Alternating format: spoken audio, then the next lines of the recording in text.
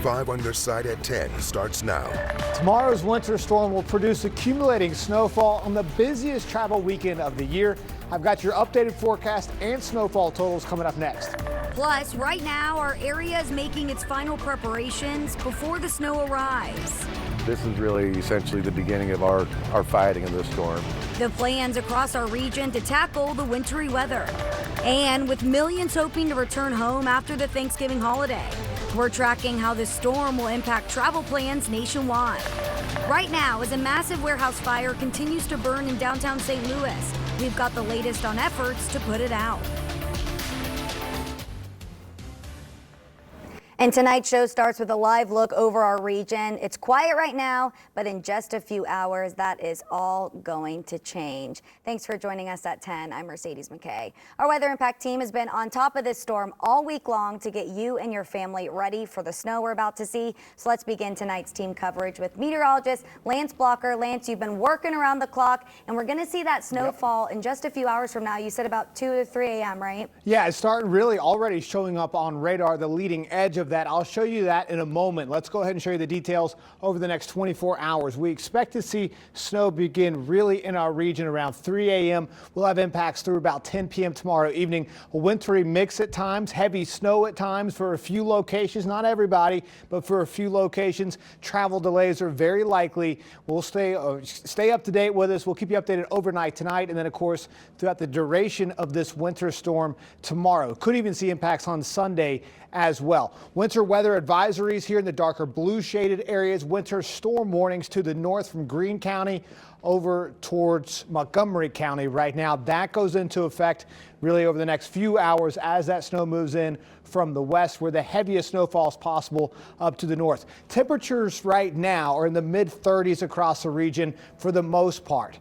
We're watching this very closely because, of course, you need it to be right at or below freezing for the most efficient snowfall across the area. What we expect to see as that precipitation moves in from the west, that will then lower the temperatures a little bit. It's called evaporative cooling. We're starting to see some of that. This is not reaching the ground for the most part, but it will begin to reach the ground overnight tonight and then overtake the rest of the region. I've got our full forecast plus updated snowfall totals. There have been some changes. We'll go over that in detail coming up in about 10 minutes. Thanks so much, Lance. As we've been mentioning, the first winter storm of the season is expected to hit overnight. And because of this, St. Louis City says it's planning to bring in extra staff before sunrise. Both Missouri and Illinois transportation crews have already been out pre-treating highways. Tonight, 5 on your sides, Megan Kernan is tracking what drivers can expect on the interstates in Missouri, Illinois, and on the roads here in the city.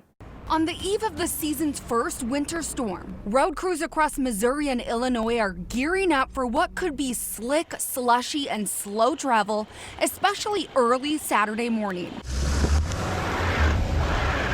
So we've treated ahead of the storm. We'll have full crews in tonight at 10 o'clock, so we will be here and ready before that storm comes in overnight. MoDOT expects up to 4 inches of a wet, heavy snow across the St. Louis region, with the worst conditions Saturday morning. It'll be right around freezing, so our chemicals should work very well. It should be fairly easy to push. But those roads are going to get slick. At times, there could be slushy. They will be wet. So we need people to be careful when they're out there. So if people can delay their travel tomorrow, that would be appreciated. It'd be safest for everybody. Across the river, IDOT has been pre-treating the Metro East all week. The storm is expected to bring only a couple of inches of a rain-snow mix. IDOT says this storm could hit right as people head home from the holiday, with lower visibility across the Metro East and southern Illinois. Crews will be out in force as snowfall ramps up. This is really essentially the beginning of our fighting in this storm. Inside city limits, St. Louis streets crews have been pre-treating roads since 6 Friday morning. Streets Commissioner Kent Flake says this isn't like January's icy storm. Ground temperatures are warmer, but crews are still ready to plow main and secondary routes and hit bridges and overpasses first. If anything scares me a little bit, it's the refreeze on the backside. But it sounds like we're going to have 15, 20, maybe even 30-mile-an-hour gust late tomorrow evening, which should dry things out super quick. This is the first snowstorm of the year. St. Louisans tend to forget what driving on snow is like. Go slow out there and be safe. Reporting across the bi-state, Megan Kernan, 5 on your side. Now, MoDOT also told us tonight they're watching construction zones pretty closely, especially where temporary barriers narrow that roadway. They're asking drivers to avoid passing plows and to expect wet pavement even after the snow stops. Well, right now, you're going to get a live look at St. Louis Lambert International Airport, where the Thanksgiving travel season is picking back up as we speak. Officials say that TSA expects more than 19,000 people to pass through security checkpoints today. And this Sunday is expected to be the second busiest of the season, with more than 23,000 people passing through those checkpoints. And if you're planning on flying as these snowstorms pass through town, travel experts have a few tips for you. So arrive early, expect congestion, and contact your airline for any weather-related delays.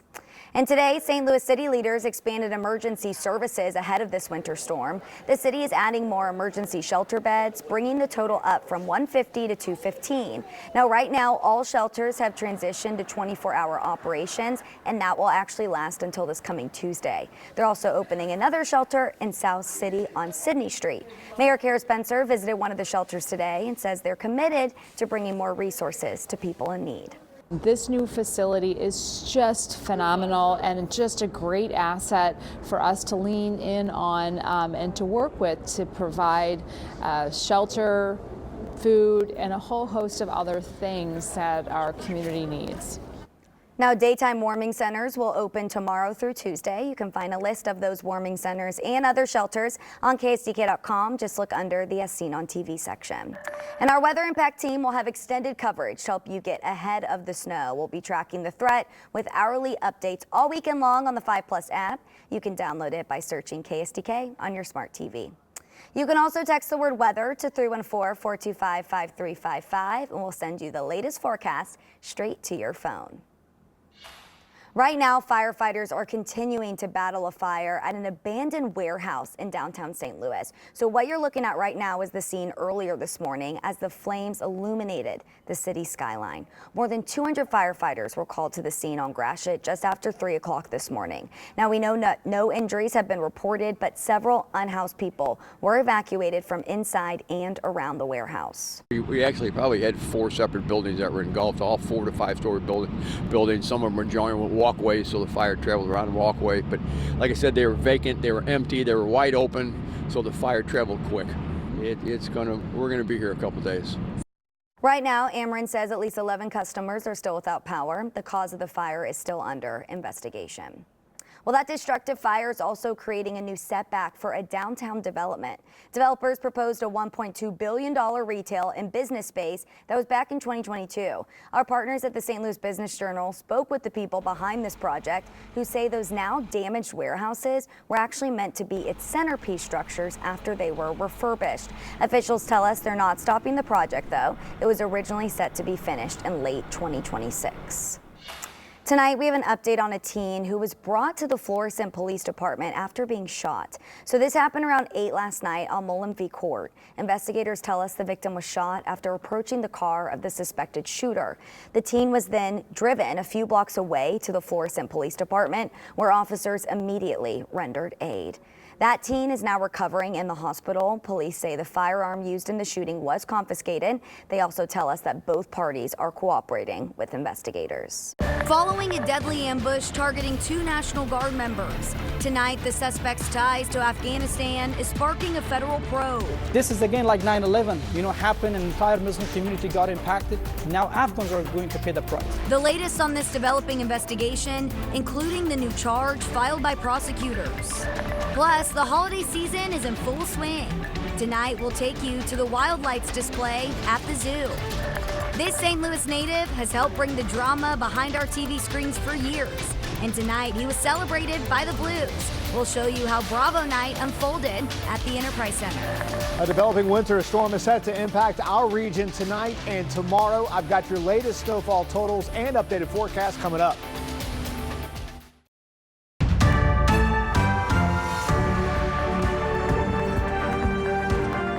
Tonight, the White House is doubling down on its immigration policies and launching an interagency federal investigation into the shooting of 2 National Guard members. The shooting suspect, an Afghan national, was in the U.S. with asylum status. He's now charged with murder. Maribel Gonzalez has the latest in this investigation. 20-year-old Sarah Beckstrom had been in the National Guard for just over 2 years when she was shot in Washington, D.C. on Wednesday. She died from her injuries a day later. I remember her mom posting pictures of her in her uniform and just thinking like how wonderful it was that she was out there serving our country. A second National Guard member, Staff Sergeant Andrew Wolf, was critically wounded in what authorities call an ambush. The alleged shooter is 29-year-old Ramanullah Lochinwal, who came to the U.S. in 2021 in the wake of the U.S. withdrawal from Afghanistan under a Biden-era program to resettle Afghans who had helped U.S. forces. His asylum application was approved under the Trump administration. Those people let off, they were rigorously vetted. Some people went to a second country and they weren't allowed into this country until they were fully vetted like we would do any other refugees. Following the shooting, President Donald Trump has ordered a review of green card holders from 19 so-called countries of concern. Treasury Secretary Scott Bessent said the department is also moving to block undocumented immigrants from receiving federal tax benefits. Immigrant communities and their advocates say the administration's anti-immigrant rhetoric is putting more people at risk. This is again like 9/11, happened, an entire Muslim community got impacted. Now Afghans are going to pay the price. Maribel Gonzalez, 5 on your side. Tonight, we're just a few days away from sports betting officially becoming live here in the state of Missouri. This Monday, millions of people across the state will be able to fill out their first betting slip. So this comes more than a year after voters legalized sports betting in the state. 8 sports book apps will be available on day one, and a portion of betting proceeds will help fund the state's education system. The focus of that money will be for educational purposes. It's not going to be a huge lot, a whole ton of money, probably somewhere in the range of $20 million a year, maybe $30 million a year in taxes going back to the state. So, for a state like Missouri with a multi-billion-dollar budget and everything with it, it's not going to make or break anything, but it's still more than we were having before. Now, you don't have to wait until December 1st to sign up. Pre-registration is now open for all of the apps approved here in Missouri. Monday also marks the return of the NORAD Santa Tracker. So this marks the 70th year the North American Aerospace Defense Command will track Santa's sleigh as he delivers presents all across the world. And to celebrate, NORAD actually revamped its tracking website. Check this out. It'll now feature a countdown clock, games, a movie theater, holiday music, and an online store. And don't forget, you and the kids can even call NORAD on Christmas Eve to ask live operators where Santa is. All you got to do is call 1-877-HI-NORAD. You can also make those calls on their website. Well, tonight, hundreds of people turned out for the return of the St. Louis Zoo Wild Lights. The family-friendly event features nearly 1 million lights, just like the ones you see here. It's one of the best events in our city. So this year's activities include meet and greets with the big man himself, Santa, a new holiday market, and crafts for kids to make and take home. Tickets are on sale right now online, and they range between $12 to $15. It's important to note the only animal exhibits open during Wild Lights is the Penguin and Puffin Coast, the Insectarium, and Sea Lion Sound. All right, we're getting closer and closer to that snowstorm heading our way that Lance Blocker's tracking right now. Yeah, we're keeping close watch on it. In fact, you can even see it on radar. You can look out to our west. You can see the snow to the north, rain to the south. That's beginning to press eastbound. Now, if you look closely here, just southwest of Columbia, that's where we're getting the first. I actually had 2 reports of a mixture of sleet, snow, and rain right just due southwest of Columbia here in the past 15 minutes. Not all of this is making it all the way down to the ground because the air is very dry to the east. That's going to actually help us cool the temperatures down closer to or below freezing over the next few hours. You see this main batch here moving eastbound. It will arrive into our region overnight tonight. It's going to move into some air that's in the mid-30s for us right now. But as that precipitation comes into our area, that moisture arrives. It's actually going to evaporate as it falls, and we have evaporative cooling. That's why we're going to get back down to around freezing. So if you check your temperature right there, 36 degrees, you might say it's not going to snow, it's too warm, but it will cool off as we move through the next few hours. In advance of this system, the National Weather Service out of St. Louis issuing a winter weather advisory for the southern half here. This is in our blue shaded areas up to the north, though, between in our northernmost counties here between Greene and Montgomery counties, it's a winter storm warning that is in effect for this system as it moves through tomorrow, really overnight tonight and in through tomorrow. This is one of the high resolution forecast models. You can see here through about 11:30. It's got some snow over here on, that's not real. That's not happening, obviously. We just looked at radar. It's initializing well with this though, and that's the bulk of the moisture moving in west to east across the area. So again, let's go ahead and put this in motion, and you can see some of that now arriving really between 2 and 2:45 in the morning. And you also note that this is liquid down here, but it's colder up north. And then as we move through the overnight hours, that cool air will filter south, and we'll see the temperatures drop because of that evaporative cooling. So more widespread snowfall expected, heavy snow, potentially very heavy snow bands at times, with the potential for even some thunder snow. We're keeping a watch on that as well. Some of the forecast models have that. And then this is now by 5:30 in the morning. So the snow's reaching into downtown St. Louis, likely a couple of hours before that. As I put it in motion now, 8:45, still snowing for us here in downtown. Again, heavier bands, even possibly down towards Farmington, briefly heavy, maybe upwards of an inch or so for folks down there. Higher amounts to the north though. As we move through the late morning to the early afternoon, the warmer air overlaps into our region, and we'll see more liquid precipitation down to the south. The big question is, where does this dividing line really set up? If the warmer air wins out, we'll see lower snow totals. If the cooler air wins out, of course, we'll see higher snow totals. Speaking of snow totals, this is the upper range for that, one of our more aggressive forecast models. It's really increased by about 1/2 inch to 2 inches in some locations in the past couple of hours. You can see the higher amounts again to the north, lower amounts down to the south. One of the least aggressive forecast models has us about 1.75 inches here in downtown. Our forecast really has remained unchanged. I feel very confident with what we've been expecting. The forecast data still supports this. In fact, we could see snowfall totals upwards of 6 inches to the north, 2 to 4 widespread. Would not be surprised to see most folks closer to that 4-inch mark in the I-70 corridor here in Missouri and I-64 in Illinois. We're still watching this very closely. I'll be with you all night, really, keeping you updated on the 5+ app. That winter storm takes place on Saturday. It clears on Sunday. Could still see some refreezing, though, so we could have some icy patches. Otherwise, next week quiets down very quickly. Long night ahead of you, Lance. Hope you packed your coffee. All right, thanks so much. Now here's Corey Miller with what's coming up next in sports. Corey. Well, between the Blues and the Billikens, we had a pair of dramatic finishes in St. Louis sports on this Black Friday, but only one team was happy with the outcome. Sports is up after the break.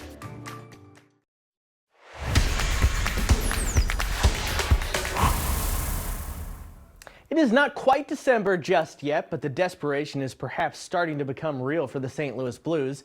There's plenty of time to correct this bad start to the season, but it would sure be nice for that turnaround to come sooner rather than later. Here's hoping today's matinee with Ottawa could be the spark that ignites a streak. The Blues are back in town, and St. Louis native Brady Tkachuk was back in Ottawa's lineup after missing the last 20 games. Scoreless in the second period until Oscar Sundqvist bangs it in off the back of the goalie. His first of the year, 1-0 Blues. Sens had a 2-1 lead entering the third until Jordan Kyrou pulls off a backhand like you read about. This is filthy. We got to see it again. We're tied at 2. Blues then take the lead on this one-timer from Pavel Buchnevich.